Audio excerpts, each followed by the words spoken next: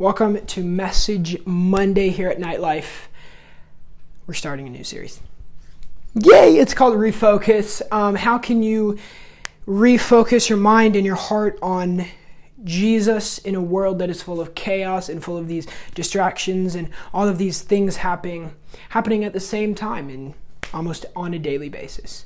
So let me just go ahead and start off with just the main point, the main idea for today's message. And it is this: small groups exist for a reason. Small groups aren't just there just to, a small group is there, right? That's not what a small group is. It exists for a reason. And so here's the thing. It works. It works. I mean, it really does. Let me tell you. It actually works. But here's what I want to say before we actually get into it. Why and how can small groups actually help us refocus our mind? Why does it and how can it? So, with that said,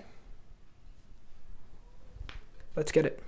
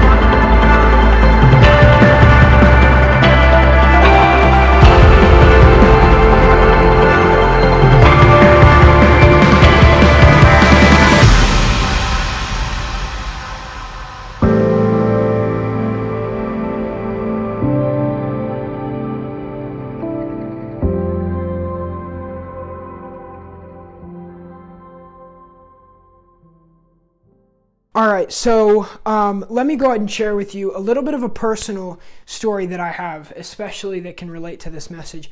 So here's the thing, right? With me, I had never really been part of a legit small group, ever. And so my relationship with Jesus wasn't really there. I didn't really have one. I didn't really, it really never was there, okay? Not only that, when I wasn't in a small group, I wasn't really motivated, and also I didn't really know Jesus. But here's the thing. As soon as I got into a small group, guess what? It still didn't really affect me.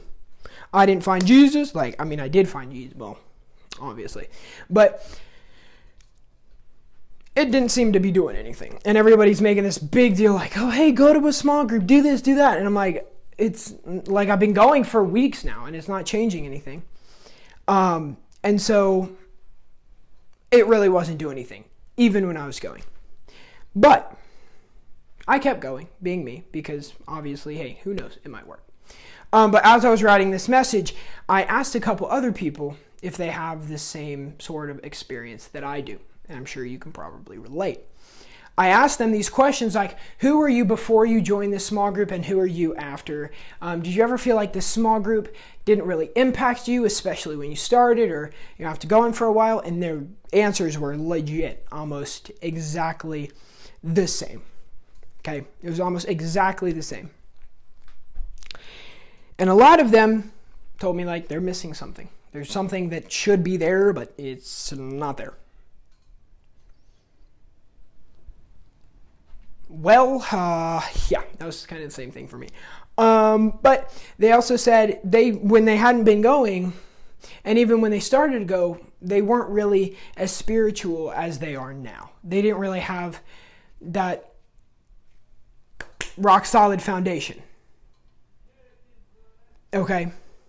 And so they also said that, get this,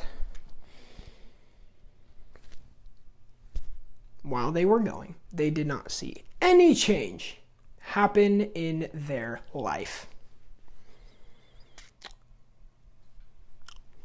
Here's what I'm going to tell you. it can feel like at times when you are going and you are in a small group, it can feel like it's flat, it's gray, nothing is happening, God isn't speaking to you, God isn't there. And, I feel that because that was the same for me. I had been going and I didn't feel God. I didn't see God do miracles. I didn't really care enough about God. But yet, here I was still going to a small group, right? And here's the thing. I'll tell you a little bit more about me. So, I had been going to this small group for about a solid, legit 2 months. And for the 2 whole months that I had been going, I didn't care about what they were talking about in the small group. I honestly, quite frankly, wasn't really listening, nor did I really care. Gonna be honest, I was really there for the cookies. Right? I was really there for the cookies because they'd always be cooking these cookies, right? It's fun to say, sorry. But they would always cook a bunch of cookies. And so I really only went there for the cookies because they tasted really good. And when they took them out of the oven, you can just see the, smoke or what it is, right? The heat just, right? You just see it. And so when I went to the small group, I wasn't reading my Bible, nor was I praying, nor was I getting into worship. But here's what happened. After I had been going, about 2 months later, all of a sudden, God calls me into reading the scripture. So being me, I do. I listen to God. And I'm like, okay, cool. I'll read the scripture. So, after reading the scripture on a daily basis, all of a sudden, I get into it. And then I go really into prayer, right? I really go into prayer. And then going out from prayer, I got into worship. So what God did is God used the small group to get me into scripture. And then he took scripture and he led me into prayer. And then he led me into worship from prayer. And the same thing is going to happen with you. I didn't really care. When I started reading the Bible, I said, screw prayer. I don't care about prayer. I don't need it. I don't care. Worship, I could care less. I could give a flying flip. But then God said, okay, yeah, good. I'm glad you don't care. But soon you're going to care within the next couple weeks. And all of a sudden, I start to care about prayer. Then about another couple weeks go by. Boom! I'm into worship. Quite shocking. So the Bible actually speaks about this. And so here's where it speaks about this. So you probably do or don't know this guy, but there's a guy in the Bible. His name is Habakkuk. I think Habakkuk, right? Super fun to say, right? Habakkuk. And this guy is one of the 12 prophets. So I want to look in the actual book of Habakkuk, chapter 2, verse 3. So Habakkuk 23. Think about it like that. It's kind of easy, right? It's kind of easy, pretty simple, but it goes on into saying, Habakkuk 2, verse 3. This vision is for a future time. It describes the end and it will be fulfilled. If it seems slow in coming, wait patiently, for it will surely take place, and it will not be delayed. What is Habakkuk saying in this? Well, we actually dive into it. Habakkuk is really just saying to wait.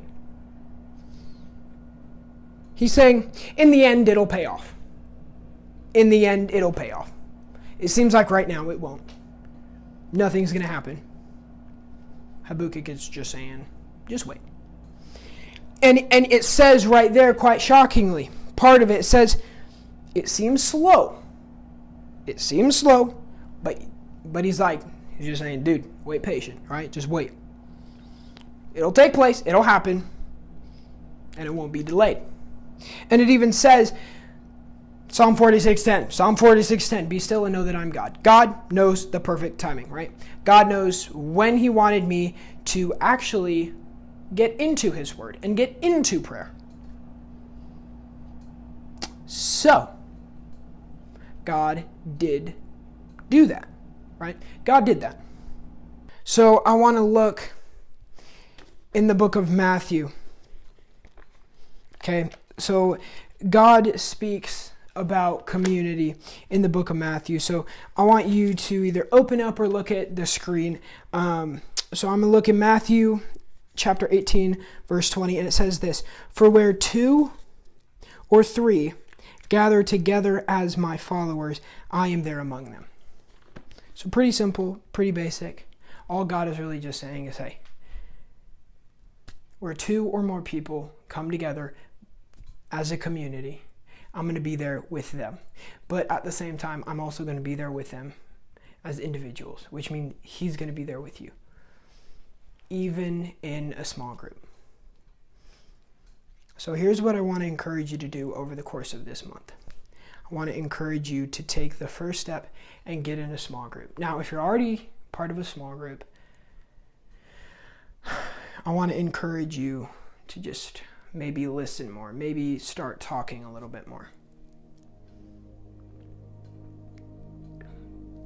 You don't have to listen, right?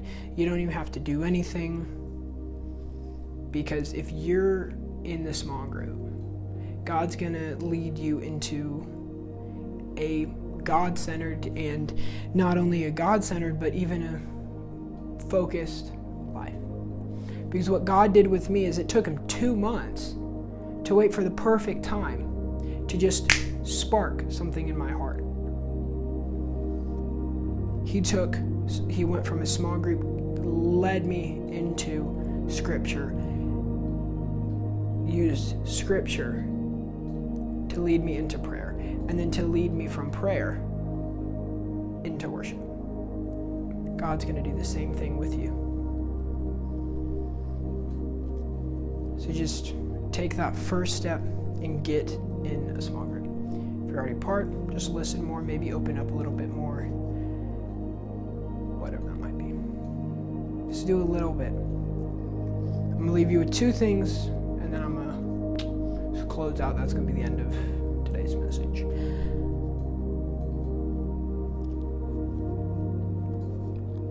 Look at your life now and think about how your life could change if you were to just take one step and to be part of a small group. How would your life change? Look at where you're at now, spiritually, maybe as a person. How would your life look if you were to just get in a small group? How would your life look? So, lastly, you can't refocus your mind without Jesus. You need Jesus by your side to help you refocus and to have that relationship with him, and to set your mind on him despite the distractions and all of the chaos and all of the things that happen in your life on a daily basis. You need Jesus. You also need a small group. Trust me, it's kind of important. We're starting a series also on our Instagram called Wisdom Wednesday, where either myself, somebody else, or whoever, we're going to give you a piece of wisdom that you can live by, whether that's just a quote or something that happened in our life or whatever that might be. We're just going to give you something that you guys can live by for Wisdom Wednesday. And then you guys already know every Saturday we have Scripture Saturday, and then the first Monday of every month is Message Monday. Every week is Wisdom Wednesday. So that's what nightlife content is going to look like on the weekly basis and also monthly basis. I also want to encourage you, if you have not already, go follow us on Instagram. And then if you're not subscribed to us on YouTube, you can find a lot of our video content on there too. So go subscribe to us on Instagram. Come join the Nightlife community. I really want to encourage you guys to. So come join the Nightlife community. subscribe, follow, do whatever it is that God calls you to do. I'm just here to share with you the gospel of Jesus Christ. So that's all I have. Thank you guys for joining me for Message Monday.